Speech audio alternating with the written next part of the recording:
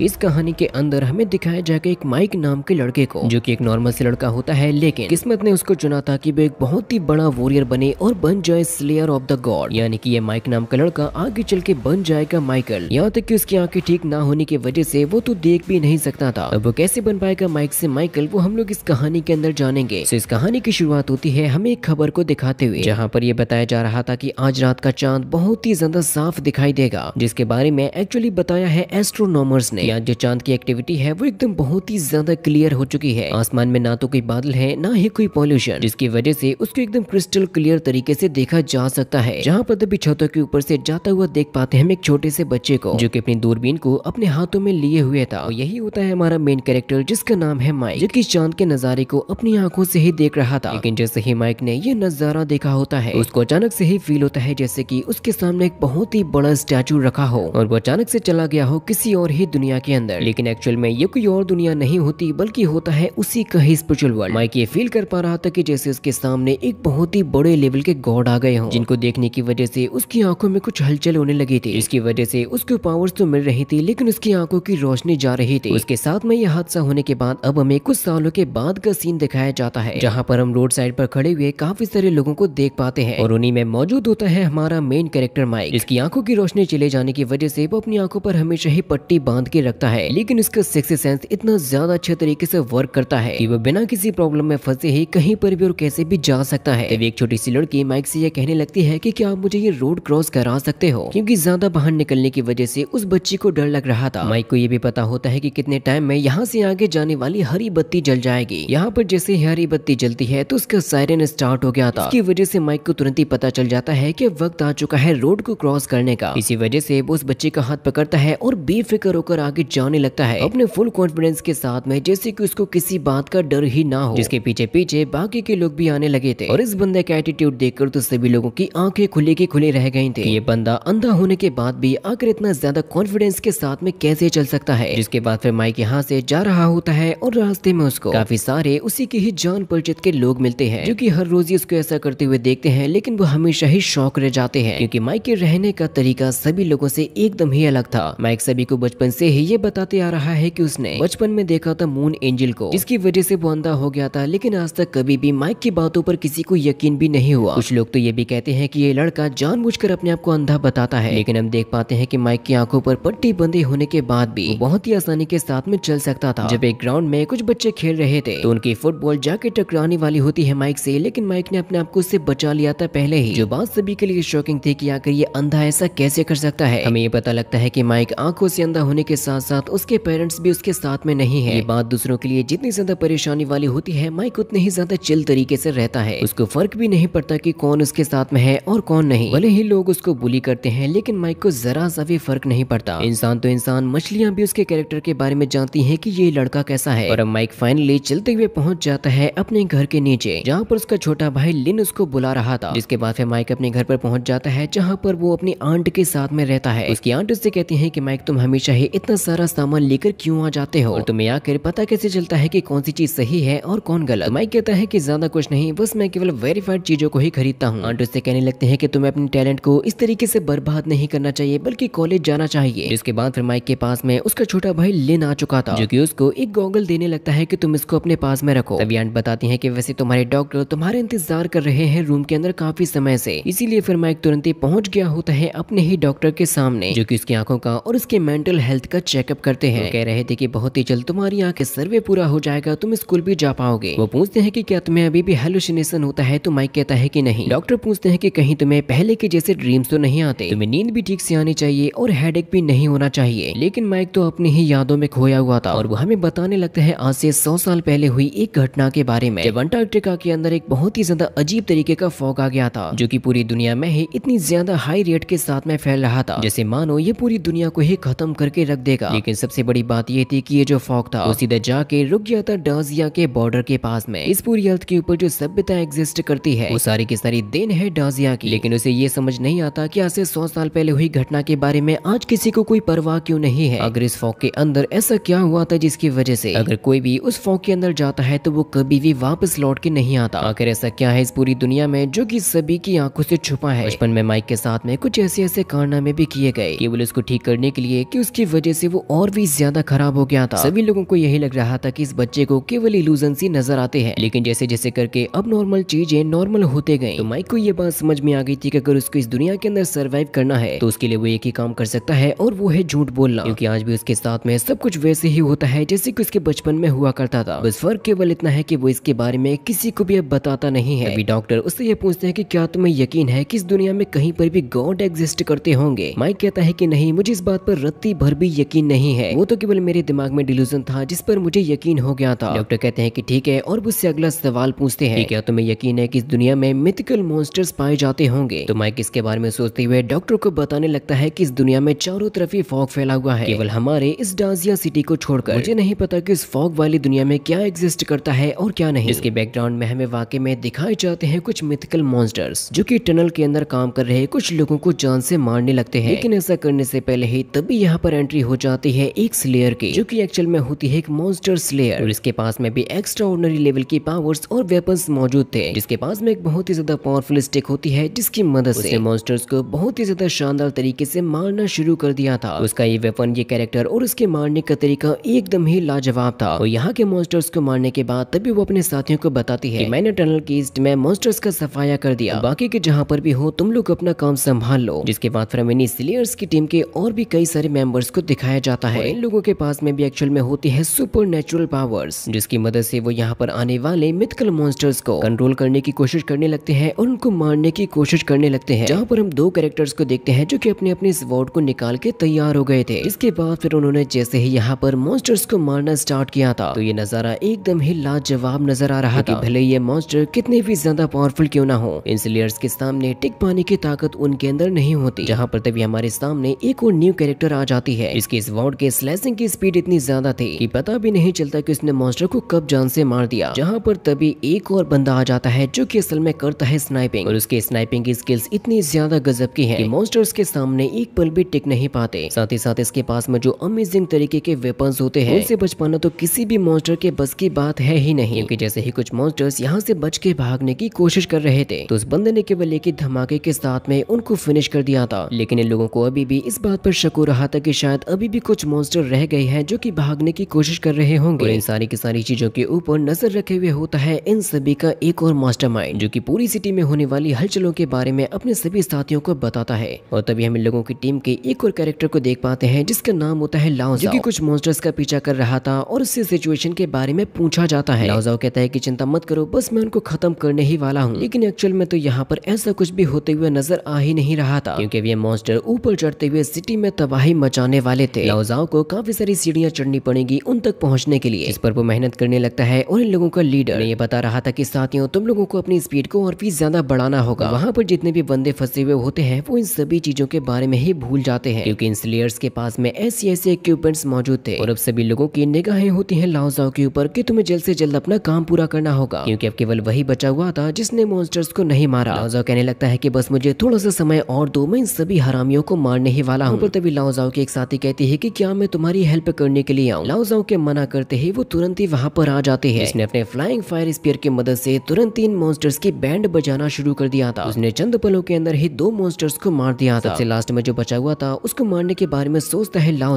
लेकिन वो बंदी एक्शनबाजी दिखाते हुए जाती है और उस मॉन्स्टर का काम तमाम ही कर देती है। लाओ नाराज होते हुए कहता है कि कम से कम कुछ तो बचने दिया करो मेरे लिए, या फिर मैं केवल नाम का ही स्लेयर हूँ जिसको कुछ भी स्ले करने को नहीं मिलता। जो डॉक्टर माइक का इलाज कर रहा था वो भी कोई नॉर्मल बंदा नहीं होता, उसके भी काफी सारे कनेक्शंस होते हैं, क्योंकि वो जैसे ही माइक का चेकअप करने के बाद यहाँ से चला जाता है तो फिर उसके बाद माइक ने कर लिया होता है अपना डिनर। खाना खाते हुए आंट उससे पूछने लगते हैं कि माइक वैसे डॉक्टर ने तुमसे क्या कहा। माइक बताता है कि उन्होंने मुझसे कहा कि मेरी आंखें एकदम ही साफ है और मेरा हेड भी एकदम ठीक है। आंट कहती है कि फिर तुम अपनी स्कूल कब से जा पाओगे, लेकिन जब तुम स्कूल जाओगे तो मुझे इस बात का डर है कि कहीं वो लोग दोबारा से तुम्हें बुली ना करें। तो लिन कहने लगता है कि भाई मैं भी तुम्हारे साथ में कल स्कूल चलूंगा। माइक कहता है कि रहने दो, मुझ पर भरोसा करो, मुझे कुछ भी नहीं होगा, बल्कि अब तो वक्त आ चुका है मेरी एक नई जिंदगी की शुरुआत को करने का। डिनर करने के बाद अब माइक वापस से आ चुका होता है अपने ही रूम के अंदर और वो सोच रहा होता है कि आंट, डॉक्टर और लिन प्लीज मुझे माफ करना, क्योंकि मैंने आप सभी के सभी लोगों से झूठ बोला था, क्योंकि अभी भी माइक की आईसाइट एकदम ठीक नहीं हुई थी। उसे इन बातों के बारे में सोचते हुए पता नहीं कितना सारा समय निकल गया, लेकिन आज भी उसको वही डिल्यूजन्स आते हैं और उसको वही गॉडेस भी नजर आती है। माइक अपने उसी दर्द को याद करते हुए तड़प रहा था। माइक कहने लगता है कि मेरे पास में इस दुनिया के लिए बहुत ही सारे सवाल हैं, लेकिन आखिर उनका जवाब मुझे कौन देगा ये तो मुझे भी नहीं पता। सबसे पहला ये है कि उस एंजल ने माइक की आंखों को आकर क्यों जला दिया था। इसके 5 सालों के बाद उसके अंदर एक ऐसी एबिलिटी आ गई कि वो अपने आसपास रहने वाली सारी की सारी चीजों को डिटेक्ट कर सकता है। आंखें बंद होने के बाद भी वो अपने आसपास की चीजों को सेंस कर सकता है। उसे तो डॉक्टर ली के ऊपर भी शक होता है कि वो भी कोई नॉर्मल बंदा नहीं है, क्योंकि अगर वो कोई नॉर्मल डॉक्टर होता तो वो इस तरीके के सवाल ही नहीं पूछता जो कि मेडिकल से बिलोंग करते ही नहीं है। वो हमेशा ही मुझसे बहुत ही अजीब तरीके के सवालों को पूछता है। और इन सारी की सारी चीजों की शुरुआत हुई थी आज से 5 साल पहले एक सपने के साथ में। इसके बाद फिर हमें दिखाया जाता है माइक की उस ड्रीम को, जिसके अंदर वो अपने आप को इमेजिन कर पाता है एक ऐसे फॉग के अंदर जहाँ पर चारों तरफ ही बनी हुई है मिस्टीरियस बिल्डिंग्स और रहते हैं मिस्टीरियस क्रिएचर्स। वो कई बार अपनी आंखों के सामने मिस्टीरियस बिल्डिंग को देख चुका है, लेकिन आज तक कभी भी वो इस बात का पता नहीं लगा पाया कि असल में इसके अंदर है क्या। वजह से इस बार माइक पहुंच गया होता है उसी दरवाजे के ही सामने, जिसको एक्चुअल में कहते हैं असाइलम ऑफ द गॉड्स, जिसके ऊपर माइक को शक होता है कि क्या वाकई में इसके अंदर उसको गॉड्स देखने को मिल भी सकते हैं, क्योंकि ऐसा होने के चांसेस वैसे ही हैं जैसे कि पानी के ऊपर चलना। लेकिन माइक ने इस बात को डिसाइड कर लिया था कि चाहे कुछ भी हो जाए वो इस दरवाजे को खोल के ही रहेगा। लेकिन दरवाजे को टच करते हैं यहाँ पर चारों तरफ ही हलचल होने लगी थी। माइक कह रहा था कि इन बीते हुए 5 सालों में मैं आज तक कभी भी इतने करीब नहीं आ पाया। 5 सालों में मैंने कभी भी दरवाजे पर अपना हाथ नहीं लगाया। 5 सालों में मैंने कभी भी जवाब जानने की कोशिश नहीं की,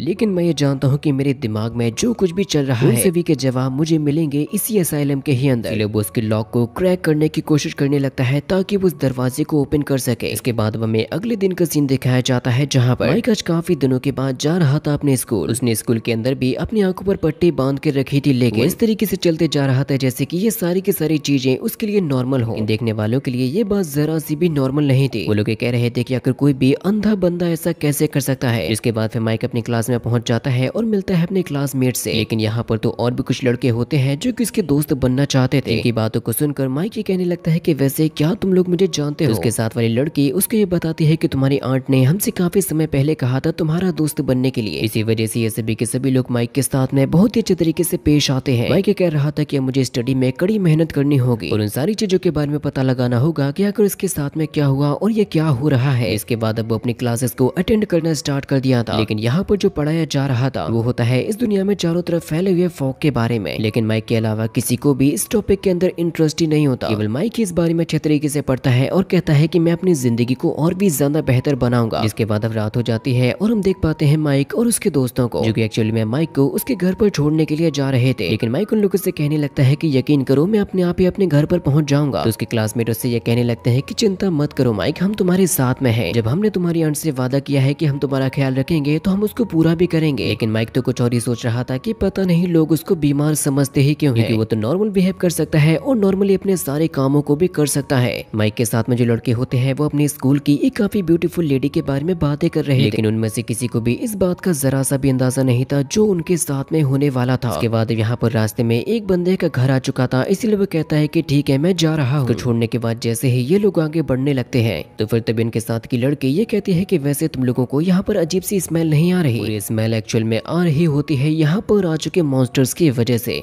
जिस स्मेल की वजह से इन सभी को उल्टियां तक होने लगी। इसके बाद अब इन लोगों के सामने पलक झपकते ही आने लगते हैं मॉन्स्टर। नजारा देखकर इन सभी लोगों के पैरों तले से जमीन खिसक गई थी, क्योंकि ये मॉन्स्टर देखने में इतने ज्यादा खतरनाक और डेडली नजर आ रहे थे कि इनको देखकर कोई भी अपनी पैंट को गीली कर सकता है। इसके बारे में तुरंत ही खबर दे दी जाती है लाओ जाओ को कि हाल ही में सिटी की गलियों में कुछ मॉन्स्टर्स के बारे में पता चला है, जहाँ पर कुछ लोगों की जान भी खतरे में है। इसी वजह से जल्दी से उन्हें बचाने के लिए जाओ। बात के बारे में पता चलते ही लाओ जाओ तुरंत ही निकल जाता है उसी रास्ते पर। लाओ जाओ से यह कहा जाता है कि जितना जल्दी हो सके तुम्हें लोकेशन पर पहुंचना होगा। जिसके बाद अब हमें दिखाया जाए तो उस लड़के को जो कि माइक से अलविदा लेकर अपने घर पर जा रहा था, लेकिन वो तो बहुत ही तेजी के साथ में भागते हुए आता है और अपने दोस्तों को धक्का देकर ही आगे चला जाता है, क्योंकि एक्चुअल में यहाँ पर आ चुका होता है एक मॉन्स्टर। इसको रोकने के लिए तभी सामने आ जाता है माइक।